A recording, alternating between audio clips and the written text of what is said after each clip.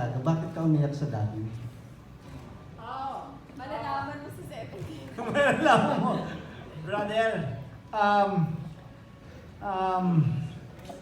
nagdadab ako. First time kong makikita siya. Kasi pag nag-shoot kami, hindi ako nanonood sa monitor. Hindi ko naging ugali talaga yun na panoorin yung kinunan sa akin. So nung sa dubbing, una ko nakita yung mga eksena. And I went inside the dubbing room. And then I was dubbing, and then mamaya parang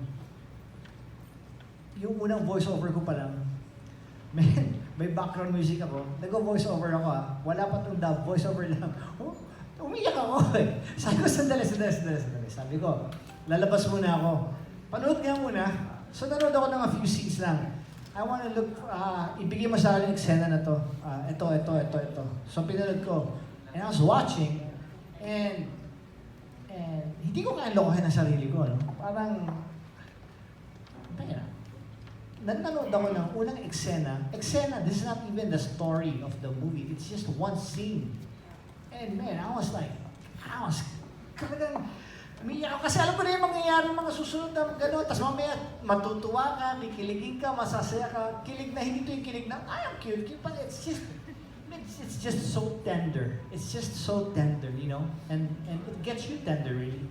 And I was like, wow, amazing. Natakot ka ako mag-dub. Parang, I can't touch it because I can't do that again. Parang, save the song, please. Parang, yeah. So it's, this excitement is what I want to share to everyone. I mean, you gotta manage your expectations too, no? Baka naman masyado na iniisip niyo, but we just had fun doing this. It was nice. Hindi namin kayo lulukohin, hindi namin kayo pinipin. We gave it our best here in this movie. Pero ganun pala, no? Pag gustong-gusto mo yung pelikula, ang hirap talaga niya i-promote. Kasi ayaw mo siyang i-over-promote. Yeah.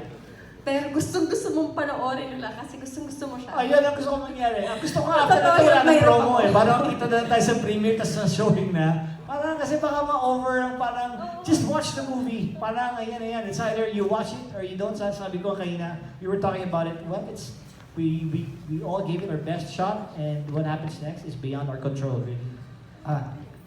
Hihingi lang ako reaction kay Bea kasi sabi ni Aga, nagkwento siya na pag uwi niya, sabi niya kay Charlene, di ako magtataka kung mag-grand slam si Bea dito. Wow! Ano sasabihin ko to? Baka mamaya pag pinanood yung pelikula, yun ako. Mahirap akong magsasalita na mga ganyan. Anong pinagawa mo kay Bea para masabi ni Aga yun? Gosh. I mean, let's just put it this way. For me, it was just in the small things. It was in the small moments. That's where you saw the bigness of things. So now, for me, that's a challenge to do as an actor. Is to come up with all those nuisances and those just small whispers, and the impact is huge. So Napakaganda kasi talaga ng role. Sa totoo lang, napakaswerte ko na napunta sa akin yung role. Kasi sa umpisa, hindi ko nga alam kung kakayanin ko siyang gawin eh. Kasi masyado siyang subtle, niisip ko, marami nang gumawa ng characters na malapit.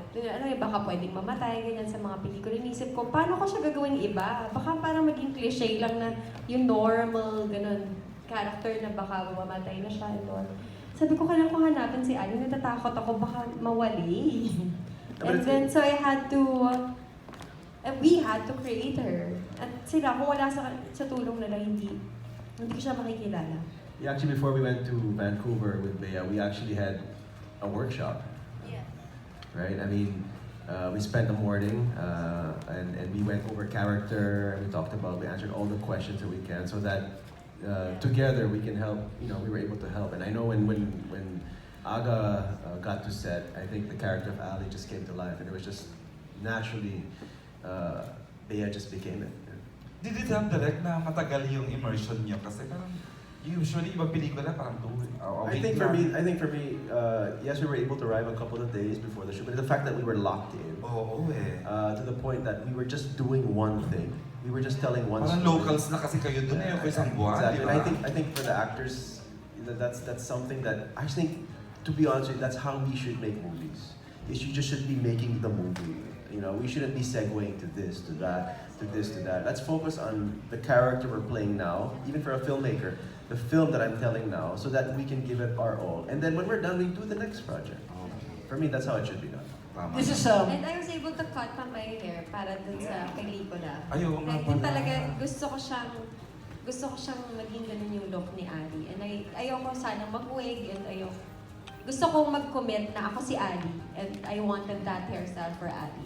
Okay. I just realized that while we're talking about me, Bea, really, this is Paul Soriano's film, you know. So really, Paul, I want to say this, sa publiko. Kung matutulungan niyo akong ipahayag to na hindi mangyayari sa amin ni Bea if not for Paul also. What he did, what he was during the filming, his attitude, his personality, yung sinasabi niya, he made sure we were all comfortable. We were able to deliver because of what Paul did. And what was that? I don't know. That's the experience of working with Paul Soriano. So I could say right now this is a breakthrough film for my good friend Paul Soriano, and I'm just the happiest to be part of this film, to be directed. That's directed by Paul Soriano. First romance movie ni Paul There's so many Soriano. things, even when Siargao. I have to say this, Paul, Direk. I have to say this really because inaano nila si Paul. I would hear things about Paul na si Paul indie director. Is ganyan, iba yung niya, matigas ang ulo niya, hindi nalkinig, ganyan. Madaming mga gano'n, no?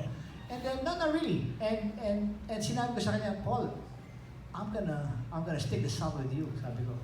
We're gonna do something big here. And because I believe in you, which is true. And when Siargao was shown in the festival, people were saying, number 9 yan. And nag-number 3 siya. Man, I was like the first to text him. Boom! Paul, sabi ko. Di ba? Parang eat your heart out, everyone. Parang lahat ng mga nang-aapi sa'yo, parang, eto ka. And I was just the happiest. I was like, he didn't need that, but it was just a vindication. Para sa I was just the happiest, you know. And then now we have this film. Man, I can't wait for you guys to see what Paul did sa movie to. Kung ano naman na makita nyo galing ni Edward, Arby, ni Sunny, kami lahat, the shots, everything, the feel, that's Paul Soriano, right there. Reaction, Direk, medyo parang, Yes. wow. I think for me, it can take a room full, thousands of people can doubt you, but it just takes one person to believe, and that was Aga Muhlach, and that's why I'm here today. So, thank you for believing in me. I mean, honestly. Bea, also Bea, thank you for the trust. I mean, yes, I had, I had the chance to work with Aga Muhlach, and just the history that he brings, the icon that he is, and then you add Bea Alonso, who's just also one of the best of her generation. She's just. I said this in my previous press conference before, is that if you look at their filmographies, easily a handful of the films are some of the best in Philippine cinema history.